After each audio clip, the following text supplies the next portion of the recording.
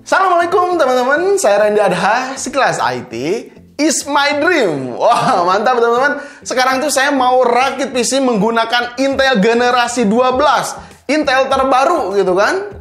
Mantap banget di sini.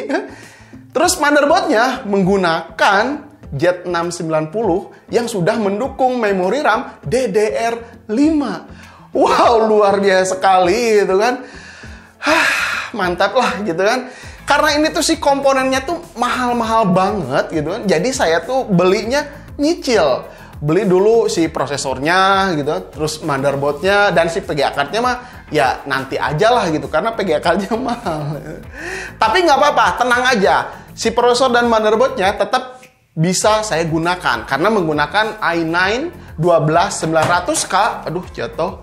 Yang sudah ada iGPU-nya yang terbaru, yakni UHD 770. Kalau yang sebelumnya kan ada HD 630 dari Intel Gen 6, Gen 7 gitu kan. Terus naik lagi UHD 630 Intel Gen 10, 11. Dan yang ini di Gen 12 ini adalah UHD 770. Jadi performanya tentu bakalan lebih bagus. Jadi tetap masih bisa digunakan tanpa PGA card juga gitu kan.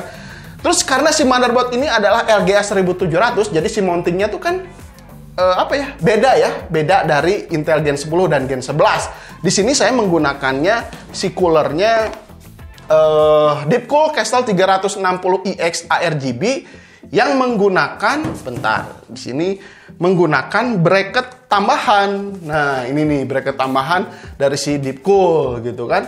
Ini tuh cara dapetinnya gratis kalau misalkan kalian isi POM di sana tuh kalian kirimkan note pembelian motherboard terbaru dan serial number Deepcool yang kalian punya gitu kan.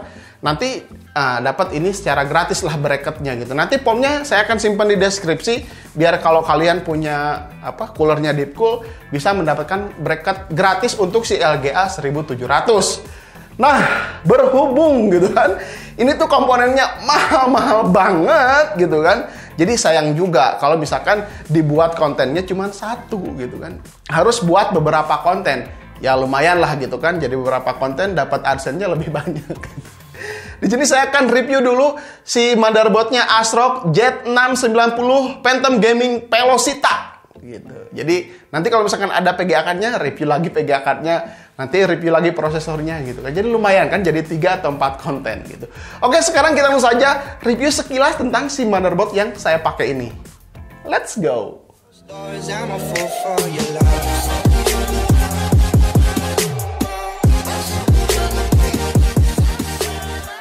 Motherboard ASRock Z690 Phantom Gaming Velocita yang menggunakan memori dukungan DDR5 dengan form faktornya ATX ya, 8 layer PCB ini. ASRock sekarang sudah menjadi brand yang favorit di kalangan para antusias PC. Selain harganya yang relatif lebih ringan di kelasnya ya, tentunya dia punya durability yang dihadirkan tuh ternyata tidak main-main. Garansinya juga ini sudah 3 tahun ya. Z690 PG Velocita ini sudah mendukung LGA 1700 untuk Intel Gen 12. Tentunya series Z ini dikhususkan untuk overclock. Ditambah lagi ya udah support memory profile XMP 3.0 yang bisa overclock memory RAM up to 6400 MHz. Di sini tuh tersedia 4 slot DIMM ya dengan copper plat, ada besi-besinya gitu. Maksimal up to 128 GB. Jadi satu slot bisa diisi 32 GB. Terus di sini tersedia 5 PCI Express. Di antaranya sudah support PCI Express 5.0x16. Mantap ya. Terus yang kedua di bawahnya ini adalah PCI Express 4.0x16. Yang ketiganya ini adalah PCI Express 3.0x16. Sedangkan PCI yang kecil ini ada 2 ya. Ini tuh PCI Express 3.0x1. Nah, untuk konfigurasinya, jika kita memasang PGA card di slot paling atas, maka sisa slot yang ada di bawah ini ya, itu tuh punya konfigurasi kali 4 dan yang bawahnya juga kali 4. Nah, gitu ya. Terus untuk slot M.2-nya di sini juga ada 4 tersedia. Di bagian atas, di sini ada M.2 PCI Express Gen 4x4. ASRock kasih namanya Hyper M.2. Terus di bawahnya ini ada 2 PCI Express. Yang sebelah kiri ini adalah Gen 5. Wah, pasti kenceng banget ya. Terus yang sebelah kanannya ada Gen 3. Jadi hanya bisa dipasang 1 slot aja. Kalau misalkan nanti kalian gitu kan tahun depan atau nanti generasi selanjutnya bakalan ada NVMe Gen 5, bisa ditancap di sini di sebelah kiri. Nah, terus untuk slot M.2 Gen 5 ini ASRock menyebutnya dengan nama Blazing M.2. Wah, keren ya. Dan di bawahnya ini ada M.2 PCIe Gen 3 yang dikasih nama Ultra M.2. Jadi masing-masing generasinya tuh ASRock punya nama-nama tersendiri. Semua slot M.2 ini tuh dikasih copper armor heatsink dengan skrupnya anti jatuh supaya mempermudah saat bongkar pasang. Oke, lanjut di sini ada I/O back panel. Menurut saya ini cukup lengkap ya. Ada HDMI, ada DisplayPort juga tersedia gitu. Terus ada 6 kali USB Type A 3.2 Gen 1, ada 2 kali USB 2.0, ada 2 kali RJ45, 2 kali USB 3.2, Type A dan Type C-nya juga gitu loh. Terus ada port HD audio jack. Lalu di bawahnya ada 2 antena, salah satunya sudah mendukung Wi-Fi 6 dan yang satunya lagi untuk Bluetooth ya. Dan yang paling penting menurut saya ya, adanya tombol flashback BIOS. Saya soalnya punya pengalaman yang buruk ketika punya ASRock, ternyata gagal update BIOS dan akhirnya mati. Tapi kalau misalkan udah ada tombol flashback BIOS, jadi lebih mudah lah. Nggak takut mati lagi ketika update BIOS-nya nanti gitu. Terus untuk indikatornya di sini hanya dikasih debug LED aja gitu untuk kasih informasi kalau misalkan ada troubleshooting. Namun kalian harus tahu tuh kode-kode informasi apa aja nih yang muncul dan si nomor dan informasinya ada di buku petunjuk. Kalian tinggal baca saja gitu. Lanjut untuk konektornya, menurut saya ini cukup lengkap. Power dan reset tersedia tombol ada di sebelah kanan atas gitu. Wih, mantap ya. Jadi kalau misalkan tanpa casing lebih gampang lah mau nyalain atau mau reset ya. Terus ada pin addressable RGB, ada 4 ya. Di atas kanan 2 dan di bawah kiri juga ada 2. Sekarang bagaimana dengan VRM si motherboard ini? Ini tuh diperkuat oleh 17 power pass. Apalagi ada 2 fan yang bisa ditandemkan untuk ngebantu mendinginkan VRM ketika penggunaan berat.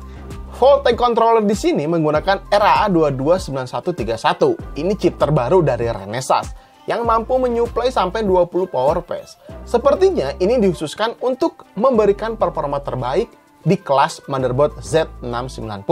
Oh iya, controller ini ternyata digunakan di motherboard high-end brand lain seperti MSI Z690 Carbon Wi-Fi dan ROG Z690 Maximus Hero. Lanjut lagi, di sini saya lihat ya ketika dibuka heatsinknya, mousepad controller di sini tuh terlihat menggunakan ISL 99360. Ya memang ini terkenal di kelas mid-end. Jadi menurut saya dengan performa VRM seperti ini sudah tidak khawatir. Walaupun mau dipakai overclock berat, kelas Z690 ini dengan VRM yang ada di sini, ini tuh siap diandalkan. Nah, di sini saya akan lanjut ke pengujiannya ya. Sistem yang saya gunakan seperti tadi, Core i9 12900K dengan coolernya Deepcool Kestrel 360IX yang warna putih ya, dengan mounting tambahan untuk si LGS 1700-nya. Di sini saya pakai NVMe Gen 4 dari XPG Gaming S50 Lite 1TB ya untuk Windows-nya, dan tambahannya ada T-Force Z440 1TB juga. Jadi tanggung lah ya. Saya pakai NVMe Gen 4 biar ngebut gitu. Terus untuk memori RAM-nya, karena ya ini nyicil ya, jadi RAM-nya cuman ada satu keping aja, ini 16 GB DDR5 gitu. Nggak apa-apa lah, yang penting bisa nyala aja dulu ya. Lanjut lagi, untuk PGA card-nya kalian di sini tidak melihat PGA card kan? Jadi saya ini tuh uji tanpa PGA card. Jadi hanya mengandalkan iGPU UHD 770 dari prosesor. Oke, di pengujian Cinebench R15 mendapatkan skor 4203 CB dan CPU core-nya ini rata-rata berjalan di 5,1 sampai 5,2 GHz ya. Terus untuk si core-nya dia hanya berjalan di 3,7 GHz saja. Terus ketika di pengujian 10 kali looping, skor yang dihasilkan cukup stabil, berada di rata-rata 4160 sampai 4200. Menurut saya ini cukup stabil ya, tidak mengalami drop yang parah. Lanjut di pengujian R20 ini juga hampir sama, saya looping 10 kali juga tanpa henti ya. Skornya cukup stabil ya. Rata-rata di 10.370 sampai 10.470-an CB. Ya tidak ada penurunan yang signifikan. Lalu pengujian yang lebih berat lagi Cinebench R23, rata-rata CPU core-nya ini berjalan di 5,2 GHz gitu. Skor yang didapat ini cukup tinggi ya. 27.179 poin. Wow, luar biasa sekali ini. Skor yang didapat cukup tinggi ya. Bagaimana dengan suhunya? Oke, kita lihat di sini ya. Pengujian rasio prosesor saya naikkan ke 5,2 GHz ya. Maksimum suhunya menyentuh 93 derajat Celcius. Menurut saya ini cukup wajar, sangat panas ya, karena clock prosesor ini berjalan sangat tinggi sekali. Cooler Castle 360X mampu mendinginkan prosesor walaupun dalam keadaan yang berjalan di 5,2 GHz atau overclock ya. Jika dalam keadaan default tentunya ini lebih adem. Lihat, berada di sekitar 83 derajat Celcius ya untuk si suhu prosesornya ketika melakukan pengujian seperti tadi gitu kan. Jadi si Castle 360X ini tuh terasa sangat dingin untuk si prosesornya. Keren ya. Nah, sekarang bagaimana dengan suhu PRM-nya? Si motherboard Z690 Velocita ini ketika di overclock maksimum dia menyentuh 50 derajat Celcius. Ketika saya lihat di HW Info ya, setelah pengujian ketiga benchmark tadi, si PRM-nya ini tuh maksimum hanya di 50 derajat Celcius gitu kan. Ini menurut saya sangat luar biasa sekali. Tapi ketika default, dia tuh hanya berada maksimum di 43 derajat Celcius. Jadi mau di overclock lebih ekstrim lagi, motherboard ini tentunya bakalan siap. Jadi luar biasa lah ya. Heatsink motherboard yang dibarengi fan mini, karena di sini ada dua fan mini ya, mampu mendinginkan VRM walaupun si prosesor ini berjalan sangat kencang sekali. Jadi menurut saya si motherboard ASRock Z690 Velocita ini dengan harga sekitar 7,5 jutaan ya kurang lebih. Nanti saya akan simpen linknya di deskripsi. Kalau gitu ada update harganya, bisa jadi lebih murah atau lebih mahal. Performanya menurut saya cukup bisa diandalkan. Siap bersaing dengan kelas-kelas high-end gitu kan, seperti Asus, MSI, Gigabyte. Si ASRock ini mungkin menjadi salah satu yang terbaik lah dengan harga yang relatif lebih ringan. Nah, oke, barusan kalian sudah melihat benchmark sintetik gitu kan, bagaimana performa si motherboard ini. Dan bagaimana performanya ini tanpa PGA kan kalian bisa lihat di sini. Ini tuh tetap bisa digunakan untuk main game. Saya udah coba main game yang berat ya, Horizon Zero Dawn dengan resolusi 1080p gitu kan. Ternyata FPS-nya, tapi presetnya low ya, FPS-nya ini sekitar 15 FPS, 17 FPS gitu kan. Ya memang ini nggak worth it untuk main game-game sekelas atau seberat Horizon Zero Dawn. Tapi kalau misalkan untuk main CSGO, terus main Valorant gitu kan, di resolusi 720p, ini udah cukup lah ya. Nggak bagus sih, cuman cukup lah. Sambil nunggu kita kumpulin uang lagi gitu kan, buat beli PGA kan. Ya lumayan lah gitu kan, main-main game Valorant terus dipakai ngedit juga ternyata masih bisa.